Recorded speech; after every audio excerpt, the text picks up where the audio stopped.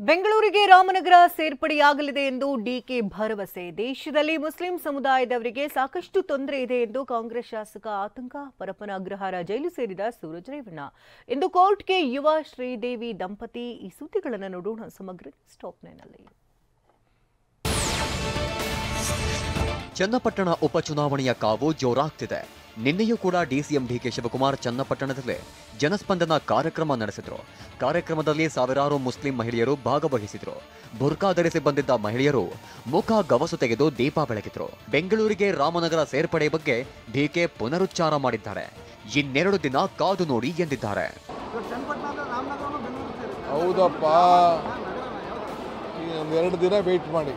ನಾವು ಬೆಂಗಳೂರು ಜಿಲ್ಲೆಯವರು, ನಿಮ್ಮ ಟೆಕ್ಸ್ಟ್ ಬುಕ್ ತೆಗೆದು ನೋಡಿ. ನಾವೆಲ್ಲ ಇದ್ದಿದ್ದೇ ಬೆಂಗಳೂರು ಜಿಲ್ಲೆ, ಈಗೂ ಬೆಂಗಳೂರು ಜಿಲ್ಲೆನೇ. ಮುಸ್ಲಿಂ ಸಮುದಾಯದವರಿಗೆ ಸಾಕಷ್ಟು ತೊಂದರೆ ಇದೆ ಎಂದು ಕಾಂಗ್ರೆಸ್ ಶಾಸಕ ಇಕ್ಬಾಲ್ ಹುಸೇನ್ ಹೇಳಿದ್ದಾರೆ. ಚನ್ನಪಟ್ಟಣದಲ್ಲಿ ಮಾತನಾಡಿದ ಅವರು, ನಮ್ಮ ನೋವುಗಳನ್ನು ಆಲಿಸೋದು ಕಾಂಗ್ರೆಸ್ ಸರ್ಕಾರ ಒಂದೇ, ಹಾಗಾಗಿ ನಾವು ಕಾಂಗ್ರೆಸ್ ಬೆಂಬಲಿಸಬೇಕೆಂದು ಕರೆ ನೀಡಿದರು.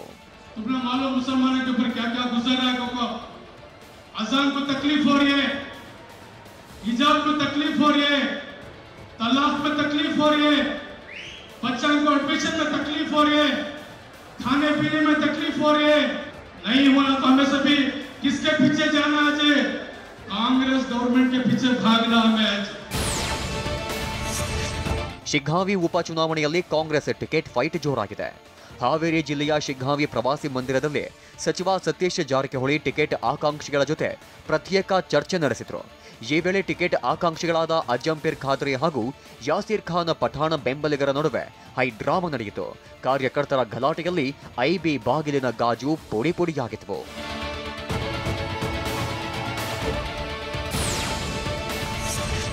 ಅಸಹಜ ಲೈಂಗಿಕ ದೌರ್ಜನ್ಯ ಆರೋಪ ಕೇಸ್ನಲ್ಲಿ ಜೆಡಿಎಸ್ ಎಂಎಲ್ಸಿ ಸೂರಜ್ ರೇವಣ್ಣ ಜೈಲು ಪಾಲಾಗಿದ್ದಾರೆ. ಪೊಲೀಸ್ ಕಸ್ಟಡಿ ಅಂತ್ಯವಾದ ಹಿನ್ನೆಲೆಯಲ್ಲಿ ಬೆಂಗಳೂರಿನ 42ನೇ ಎಸಿಎಂಎಂ ಕೋರ್ಟ್ ನ್ಯಾಯಾಂಗ ಬಂಧನಕ್ಕೆ ಒಪ್ಪಿಸಿದೆ. ಜುಲೈ 18ರವರೆಗೆ ನ್ಯಾಯಾಂಗ ಬಂಧನ ವಿಧಿಸಿದ್ದು, ಸೂರಜ್ನನ್ನು ಪರಪ್ಪನ ಅಗ್ರಹಾರ ಸೆಂಟ್ರಲ್ ಜೈಲಿಗೆ ಕರೆದೊಯ್ದರು. ಈಗಾಗಲೇ ಅತ್ಯಾಚಾರ ಕೇಸ್ನಲ್ಲಿ ಪ್ರಜ್ವಲ್ ರೇವಣ್ಣ ಕೂಡ ಜೈಲು ಸೇರಿದ್ದಾರೆ. ಬೆಂಗಳೂರಿನಲ್ಲಿ ಸಂಚಾರ ನಿಯಮ ಉಲ್ಲಂಘನೆ ಆಟೋ ಚಾಲಕರಿಗೆ ದಕ್ಷಿಣ ಸಂಚಾರಿ ವಿಭಾಗದ ಪೊಲೀಸರು ಶಾಕ್ ನೀಡಿದ್ದಾರೆ. ಪ್ರಯಾಣಿಕರು ಕರದಲ್ಲಿಗೆ ಬರಲು ನಿರಾಕರಿಸಿದವರ ವಿರುದ್ಧ 19 ಕೇಸ್ ದಾಖಲಿಸಿದ್ದಾರೆ. ಇದರ ಜೊತೆಗೆ ನಿಗದಿತ ದರಕ್ಕಿಂತ ಹೆಚ್ಚು ಬಾಡಿಗೆ ಪಡೆಯುತ್ತಿದ್ದವರ ವಿರುದ್ಧ 18 ಕೇಸ್, ಸಮವಸ್ತ್ರ ಧರಿಸದೆ ಆಟೋ ಚಾಲನೆ ಮಾಡುತ್ತಿದ್ದವರ ವಿರುದ್ಧ 81 ಕೇಸ್ ಹಾಗೂ ನೋ ಪಾರ್ಕಿಂಗ್ನಲ್ಲಿ ಆಟೋ ನಿಲ್ಲಿಸಿದ್ದವರ ವಿರುದ್ಧ 13 ಕೇಸ್ ದಾಖಲಿಸಿದ್ದಾರೆ. ಜೊತೆಗೆ ಇತರೆ ಸಂಚಾರಿ ನಿಯಮ ಉಲ್ಲಂಘಿಸಿದವರ ವಿರುದ್ಧ 29 ಕೇಸ್ ದಾಖಲಿಸಿದ್ದಾರೆ. ನಟ ಯುವ ದಂಪತಿ ಡಿವೋರ್ಸ್ ಅರ್ಜಿ ಸಂಬಂಧ ಇಂದು ವಿಚಾರಣೆ ನಡೆಯಲಿದೆ. ಪತ್ನಿ ಶ್ರೀದೇವಿಯಿಂದ ಮಾನಸಿಕ ಕ್ರೌರ್ಯ ಆರೋಪಿಸಿ ಯುವ ವಿಚ್ಛೇದನ ಅರ್ಜಿ ಸಲ್ಲಿಸಿದ್ರು.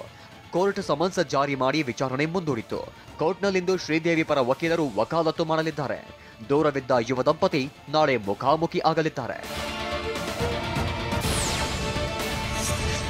ಮಂಡ್ಯದ ಬೇಬಿ ಬೆಟ್ಟದಲ್ಲಿ ಟ್ರಯಲ್ ಬ್ಲಾಸ್ಟ್ ಬೇಡವೇ ಬೇಡ ಎಂದು ರೈತರು ಆಗ್ರಹಿಸಿದ್ದಾರೆ. ನಿನ್ನೆ ಮಂಡ್ಯ ಮೆಡಿಕಲ್ ಕಾಲೇಜಿಗೆ ಆಗಮಿಸಿದ್ದ ವೈದ್ಯಕೀಯ ಶಿಕ್ಷಣ ಸಚಿವ ಶರಣಪ್ರಕಾಶ್ಗೆ ರೈತರು ಮುತ್ತಿಗೆ ಹಾಕಿದ್ರು. ಅಧಿಕಾರಿಗಳೊಂದಿಗೆ ಸಭೆ ನಡೆಸುವ ವೇಳೆ ವಿಮ್ಸ್ಗೆ ನುಗ್ಗಿದ ರೈತರು ಟ್ರಯಲ್ ಬ್ಲಾಸ್ಟ್ ವಿರುದ್ಧ ನಿರ್ಣಯ ಕೈಗೊಳ್ಳುವಂತೆ ಆಗ್ರಹಿಸಿದ್ರು.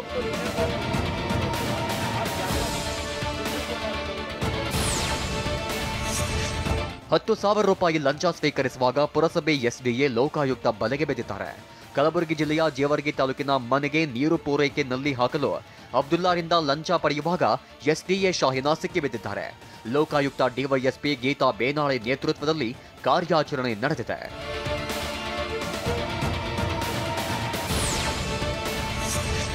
ಉತ್ತರ ಕನ್ನಡ ಜಿಲ್ಲೆ ಯಲ್ಲಾಪುರ ತಾಲೂಕಿನ ಸಾತೋಡಿ ಜಲಪಾತಕ್ಕೆ ಪ್ರವಾಸಿಗರಿಗೆ ಜಿಲ್ಲಾಡಳಿತ ನಿರ್ಬಂಧ ವಿಧಿಸಿದೆ.